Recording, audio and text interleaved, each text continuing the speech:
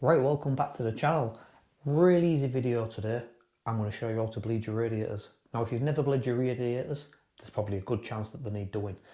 This is a real easy DIY task. I'm not a plumber and you don't need to be a plumber to bleed these radiators.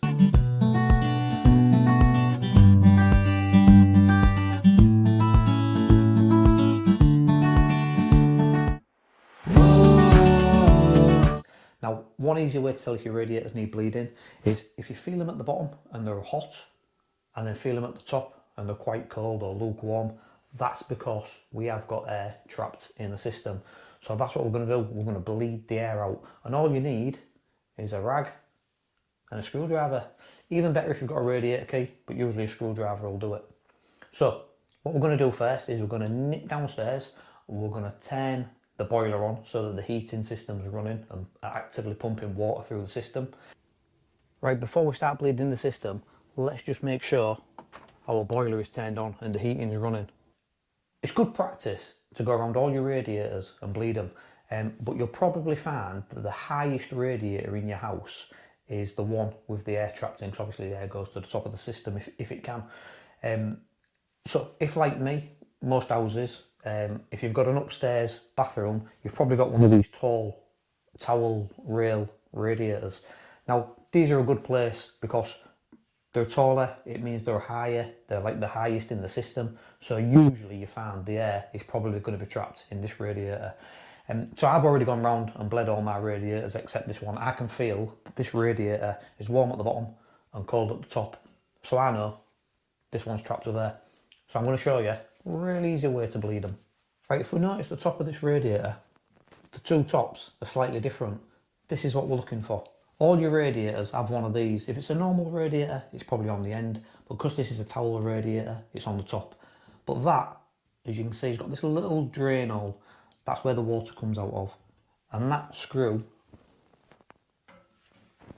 just fit the screwdriver in there, turn it anti-clockwise, and you'll hear the air come out. Can you hear the air coming out? That's all the air coming out. And just keep that going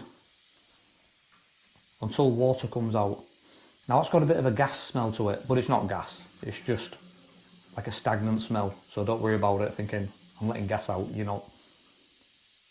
And eventually, once all the air's out, you'll see a little bit of water come out of there. Onto the rag. As soon as water comes out, we just nip it back up. Now you can imagine there's quite a bit of air trapped in this.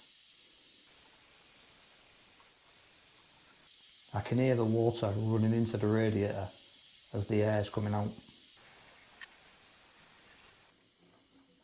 Nearly there. Listen to the noise changing.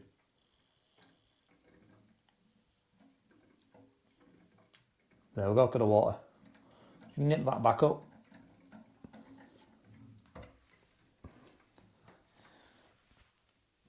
The top of that radiator is red hot now because all the air's gone. The radiator and the whole system is now filled with water with no air trapped. Easy as that. Right, and it really is that simple to bleed your radiators.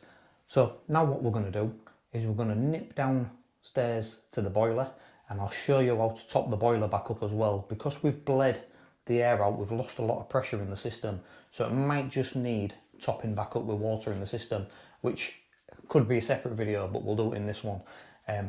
It's a really easy way of topping your boiler up, which is handy to know anyway. Everybody should know how to top their boiler up, and everybody should know how to bleed the radiators because it makes a huge difference. Right, back to the boiler. Now we've got the air out the system, because we've released the pressure out, the pressure in the system will have dropped. So if you've ever had problems with your boiler and they say the pressure's dropped, I'm going to show you how to top it up. That's what we're talking about. So it's good to know this anyway. So just open the boiler, you look at this little gauge here, see our gauge is reading just over 0. It should be between 1 and 1.5 bar. So all we need to do is get some water back into the boiler, and that'll raise that pressure up between 1 and 1.5, and that's what it'll run at. So I'm going to show you how to do that. So of course every boiler is different. This particular boiler is an Ideal Vogue 40 kilowatt. I think they're all pretty much the same, but if you're unsure, you'll have to look that up, maybe on a different YouTube video for your particular type of boiler. But basically, they're all fed by water. Now I know that this valve here feeds my boiler. Again, I'm just going to use my screwdriver to open this little valve up. And you'll see that gauge, watch that gauge, it'll go up. You can hear the water running into the system. And as that gauge starts to go up, I'll open it up a bit more. There's the gauge going up. Just under 1 now. I'm going to put about 1.25 to 1.5 bar in there. So it's taken quite a bit. That water that's going into the system now is just replacing the air that we took out when we bled it at the top. There we go. It's now sitting about 1.25 bar. Perfect. There you go. Simple as that. You can now bleed your radiators and you know to top a boiler up.